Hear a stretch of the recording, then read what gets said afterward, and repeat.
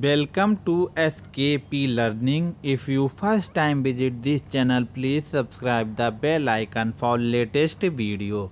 तो गाइज आज हम लोग प्रसिद्ध मनोवैज्ञानिक चित्र सहित व्याख्या करेंगे कि कौन वैज्ञानिक कहाँ के रहने वाले हैं और कौन से सिद्धांत इन्होंने दिए।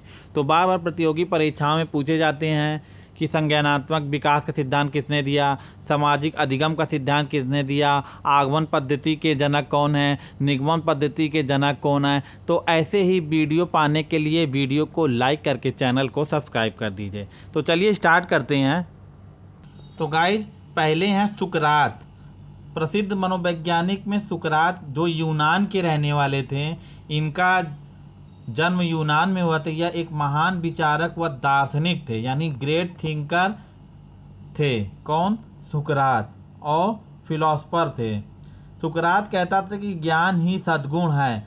और सुकरात की जो अध्ययन पद्धति को क्या कहा जाता है? द्वंद्वात्मक पद्धति कहा जाता है। तो गाइस यहाँ पे सुकरात से संबंधित कुछ और बातें सुन लीजिए। सुकरात के अगर शिष्य की बात किया जाएगा तो सुकरात के शिष्य थे प्लेटो। प्लेटो के अगर शिष्य की बात कर ली जाएगी तो अरस्तु हो जाएंगे। कौन हो जाएंगे? अरस्तु हो जाएंगे। और अरस्तु के शिष्य की बात कर ली जाएगी तो सिकंदर महान थे। तो यहाँ से इस तरह आपके 3 क्वेश्चन तैयार हो गए, यानी सुकरात के शिष्य प्लेटो, प्लेटो के शिष्य अरस्तु और अरस्तु के शिष्य सिकंदर। कहाँ के रहने वाले थे? ये सब यूनान के रहने वाले थे और ये सब महान विचारक व दार्शनिक थे। नेक्स्ट देखिएगा, बुंट आते हैं, विलियम बुंट आते हैं जर्मनी के। ये जर्मनी के मनोवैज्ञानिक ने 1879 में लिपजिंग, कहाँ पे? लिपजिंग में क्या करे थे? लिपजिंग में मनोवैज्ञानिक प्रयोगशाला का स्थापना किए विलियम बुंट। और इन्होंने चेतना का विज्ञान बताया। किसको? शिक्षा मनोविज्ञान को चेतना के विकास के रूप में परिभाषित किया। बुंट को प्रयोगात्मक मनोविज्ञान का जनक कहा जाता है। अब यहाँ से आपको 3 बातें याद हो गई। कहाँ के रहने वाले थे? तो ये जर्मनी के वैज्ञानिक थे। इन्होंने 1879 में जर्मनी के लिपजिंग शहर में मनोवैज्ञानिक प्रयोगशाला की स्थापना की और इन्होंने चेतना का विज्ञान के रूप में परिभाषित किया। तो 3 फैक्ट इनसे समझ में आ गया। आगे देखिएगा, कुर्ट्ज़कोफ्ता। कुर्ट्ज़कोफ्ता भी कहाँ के थे?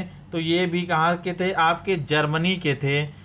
सन 1912 में जर्मनी के वर्दीमल कोहलर के साथ मिलकर गेस्टाल्ट मत का संपादन किया।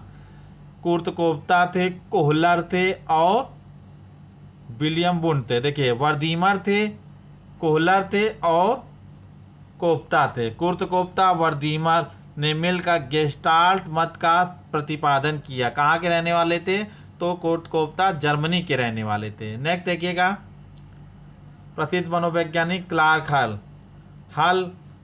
क्लार्क हल ने प्रणाली बुद्ध व्यवहार सिद्धांत का प्रतिपादन किया, जो कि ठंडाई के प्रभाव का नियम पावलो के शास्त्रीय अनुबंध का मिश्रण था।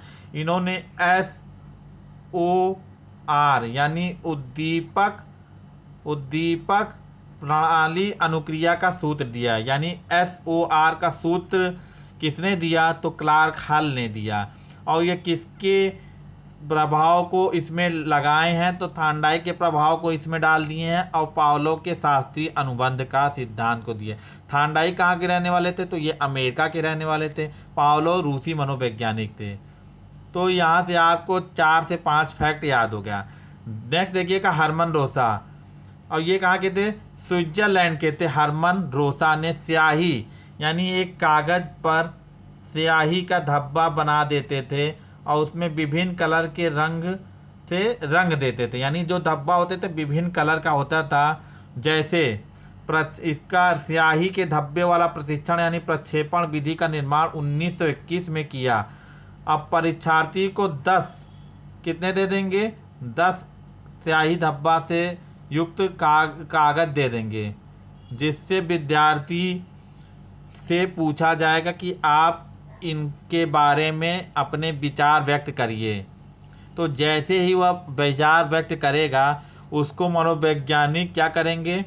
लिखेंगे। और उस लिखने के बाद उसका मूल्यांकन करके उसकी आदतों को, उसकी प्रवृत्तियों को, उसकी इच्छाओं को बारे में जिक्र करेंगे। तो देखो हरमन रोसा के पास जो था कितने कार्ड थे, 10 कार्ड में 5 जो थे, कितने थे, 5 केवल ब्लैक यानी काले थे, 2 लाल हो गए और काले तथा 3 भिन्न भिन्न रंग के होते थे। कुल मिला के 10 कार्ड होते थे, 5 जो थे पूरे ब्लैक थे, 2 लाल थे वह काले, 3 अन्य कलर के थे।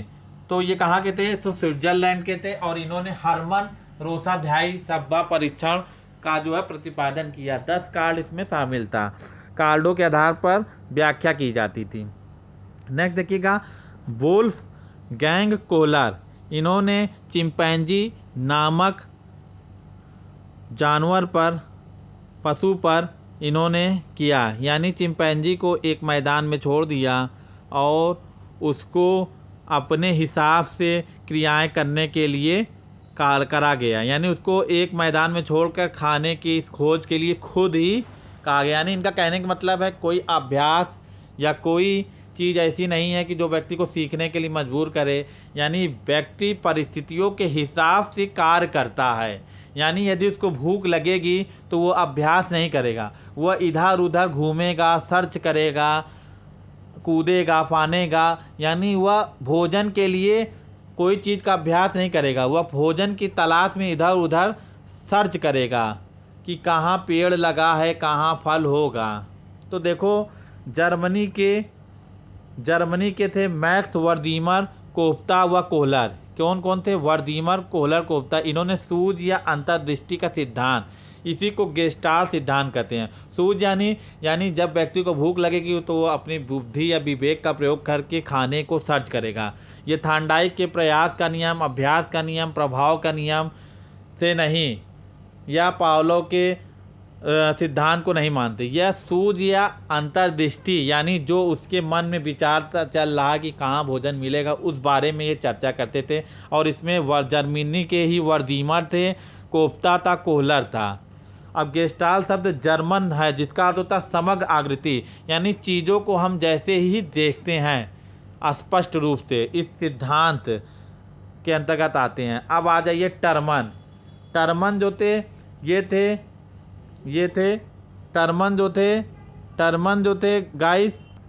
तो गाइस बुद्धिलब्धि के संबंध में सबसे पहले टर्मन ने विचार दिया। इन्होंने बुद्धिलब्धि के संबंध में निम्नलिखित सूत्र दिए। क्या दिए, आईक्यू, यानी बुद्धिलब्धि को कहा जाता है आईक्यू बराबर क्या होता है, MA mental age upon CA clinical age. क्या हो गया, आईक्यू बराबर MA अपॉन CA। ये कहाँ के रहने वाले थे, तो ये USA के थे, यूनाइटेड स्टेट ऑफ अमेरिका के रहने वाले थे। तो ये सब इनसे बातें संबंधित हो गई। अब मैस्लो के बारे में, अब्राहम मैस्लो ने 2 प्रेरक बताए हैं। एक होते हैं जन्मजात प्रेरक, जिसे जैविक या शारीरिक कहते हैं, जैसे भूख हो गई, प्यास हो गई, निद्रा, काम आदि, इन्हें प्राथमिक प्रेरक कहते हैं। दूसरे होते हैं अर्जित प्रेरक, ये अर्जित किए जाते हैं, जैसे व्यक्तिगत रुचि की पर्सनल इंटरेस्ट हो गया, आदत की विवशता हो गई, जीवन का लक्ष्य हो गया, एम ऑफ लाइफ हो गया, और सामूहिकता की भावना हो गई। तो ये होते हैं मैस्लो। इन्होंने 2 प्रेरक बताए हैं और लोगों को प्रेरित करने के लिए या लोगों को कोई कार्य करने के लिए यही 2 प्रेरक जो होते हैं जिम्मेदार होते हैं। जन्मजात प्रेरक सभी में होता है, अब भूख सभी को लगेगी, प्यास सभी को लगेगी, निद्रा सभी को आएगी, काम सभी करेंगे। इन्हें यह प्राथमिक या निम्न स्तरीय कहते हैं। दूसरा होते हैं अर्जित, यानी आप लोग जो जन्म के बाद जो कुछ भी सीखते हैं उसको अर्जित कहते हैं। आपकी पर्सनल रुचि क्या है, किसी को क्रिकेट अच्छा लगता है, किसी को फुटबॉल अच्छा लगता, किसी को पढ़ाई करने में मैथ साइंस सब्जेक्ट अच्छे लगते हैं। तो ये सब बातें होती हैं। नेक्स्ट देखिएगा, प्लेटो, अरस्तु के गुरु और इनके गुरु यानी सुकरात के शिष्य प्लेटो की शिक्षा का मुख्य उद्देश्य साक्षात्कार था। शिक्षा प्रणाली में अनुकरण को विशेष महत्व दिया।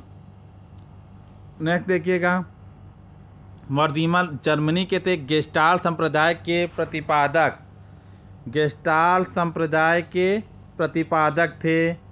वर्दीमर कहाँ के थे? जर्मनी के थे। नेक्स्ट देखिएगा मैकडूगल ब्रिटेन के रहने वाले थे। मनोविज्ञान जीवित वस्तुओं के व्यवहार का विधायक विज्ञान है। क्या है?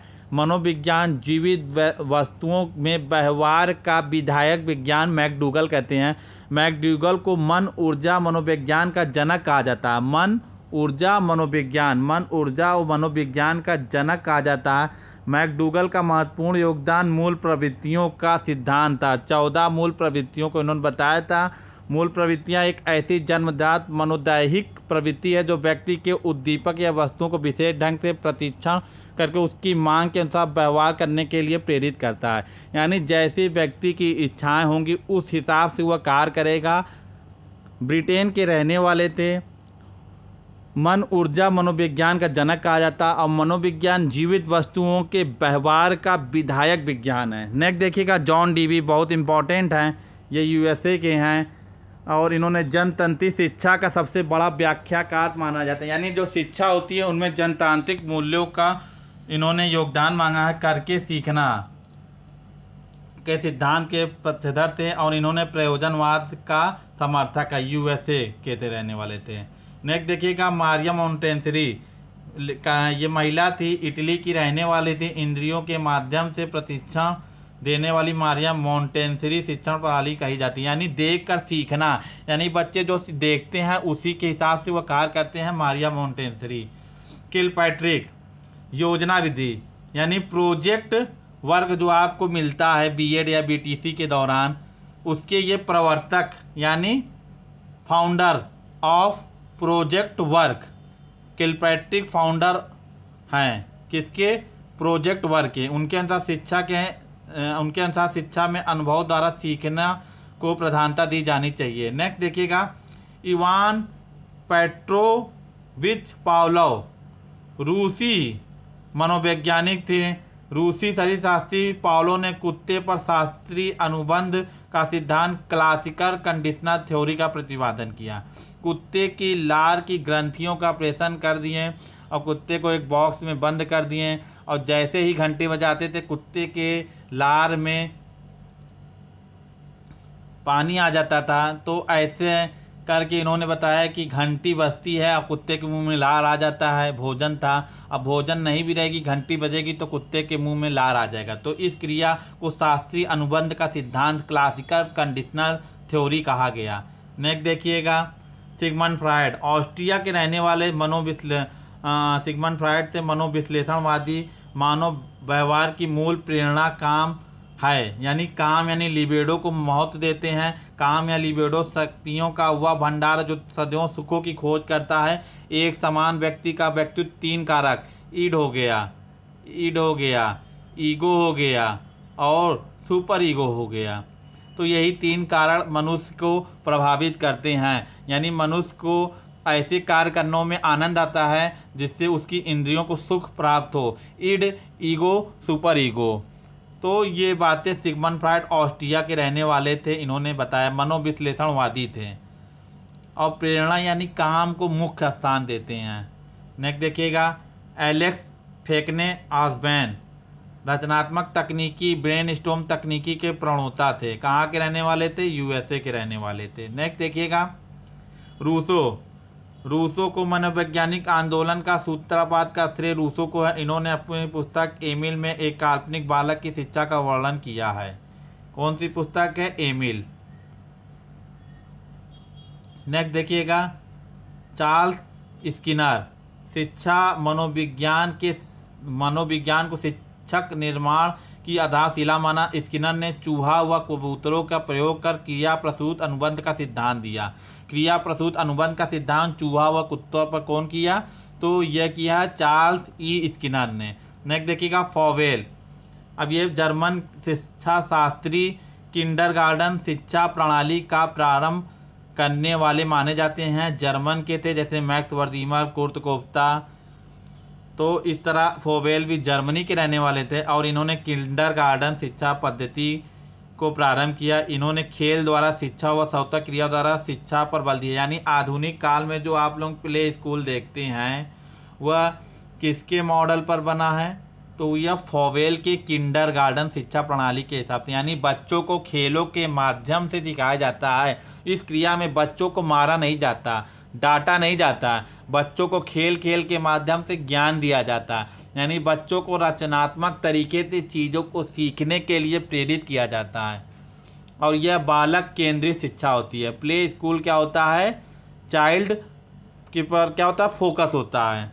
नेक्स्ट देखिएगा, महात्मा गांधी जो भारत के राष्ट्रपिता थे, बेसिक शिक्षा पर जोर, मातृभाषा के माध्यम से शिक्षा के अर्थ बालक अथवा मनुष्य के आत्मा, शरीर, बुद्धि के सर्वांगीण व सबसे अच्छे विकास को समझता है। यानी ये कहते थे महात्मा गांधी कि ये बालक को उनकी मातृभाषा में शिक्षा देने से क्या होता है कि वो बातों को अच्छी तरीके से समझकर सीख जाते हैं। मातृभाषा पर विशेष ध्यान देना इन्होंने बताया और बेसिक शिक्षा पर। और इनका जन्म कब हुआ था, तो 2 अक्टूबर 1869 को। कहाँ पे, गुजरात के पोरबंदर में हुआ था।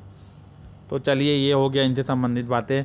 अब आ जाएगा थांडाइक, यूएसए के रहने वाले थे, पशु मनोविज्ञान का पितामह कहा जाता है। थांडाइक ने भूखी बिल्ली का प्रयोग कर सीखने के क्षेत्र में प्रयास एवं त्रुटि का सिद्धांत प्रतिपादन किया और प्रथम शैक्षिक मनोविज्ञान बना। थांडाइक को प्रथम शैक्षिक मनोविज्ञान बना। अब देखो फ्रेंड, प्रयास और त्रुटि का सिद्धांत क्या होता है, यानी एक पिंजड़े में भूखी बिल्ली को रख दिया इन्होंने और एक मछली का टुकड़ा लटका दिया। अब बगल में उसके एक गेट के बगल में एक कुंडी लटका दिया, जिसको कि उस पर दबाने थे वह गेट खुल जाता था। तो जैसे ही बिल्ली खूब प्रयास की, कूदी फानी उस पर, जैसे ही उस पर बटन दब गया और गेट खुल गया। तो इन्होंने कहा है कि भूखी बिल्ली बाल व प्रयास की, गलतियों से सीखी, प्रयास व त्रुटि का सिद्धांत इन्होंने दिया। कहाँ के रहने वाले थे, यूएसए के। अल्फ्रेड बुद्धि मापन का कार्य सर्वप्रथम बीने द्वारा प्रारंभ किया गया। बीने ने 1905 में प्रथम बुद्धि परीक्षण किया। बीने तथा साइमन ने मनोवैज्ञानिक साहित्य में मानसिक आयु शब्द का पहली बार प्रयोग किया। यानी मानसिक आयु यानी मेंटल एज के बारे में सबसे पहले बीने ने परीक्षण किया और बुद्धिलब्धि के विचार का जनक कहा जाता है। Mental as founder by Alfred बीने। कार्ल जुंग आते हैं। जुंग ने व्यक्तित्व के 2 प्रकार बताए, एक अंतर्मुखी व्यक्तित्व होता है, एक बहिर्मुखी। अब अंतर्मुखी व्यक्तित्व का लक्षण, स्वभाव, आदतें बाह्य रूप से प्रकट नहीं होते, जबकि बहिर्मुखी व्यक्तित्व का लक्षण, स्वभाव बाह्य रूप से प्रकट होता है। जैसे सामाजिक व्यक्ति कोई होता है तो वो बहिर्मुखी प्रतिभा का धनी होता है। राजनीतिक नेता बहिर्मुखी प्रतिभा का धनी होता है। जीन पियाजे संज्ञानात्मक विकास के सिद्धांत के प्रतिपादक। सीखना उस समय अर्थपूर्ण होता है जब विद्यार्थियों की रुचि और कौतूहल के अनुरूप होता है। यानी जीन पियाजे जो संज्ञानात्मक विकास के सिद्धांत को प्रतिपादित किए, इन्होंने बताया कि बच्चा जब चीज़ों को समझेगा तभी वह सीखेगा। तो इन्होंने संज्ञानात्मक विकास का सिद्धांत कॉग्निटिव एज के बारे में बताया। आगे देखिए, वाटसन यूएसए के थे। वाटसन को व्यवहारवाद का पितामह कहा जाता है, फादर ऑफ बिहेवियरलिज्म। वाटसन ने मनोवैज्ञानिक व्यवहार का विज्ञान का, और इन्हों का एक बहुत प्रसिद्ध कथन है कि तुम मुझे कोई भी बालक दे दो, मैं उसको डॉक्टर, इंजीनियर, साइंटिस्ट कुछ भी बना दूंगा। और इनकी पुस्तक का नाम क्या है, इनकी पुस्तक का नाम है behaviour an introduction to comparative psychology and psychological care of the infant and child. तो गाइस, इतने महत्वपूर्ण चीज़ों के बारे में आज हमने डिस्कस किया। तो वीडियो अच्छा लगे तो वीडियो को लाइक करके चैनल को सब्सक्राइब कर दीजिए, ऐसे ही लेटेस्ट वीडियो पाने के लिए सबसे पहले। पूरा वीडियो सुनने के लिए बहुत बहुत धन्यवाद।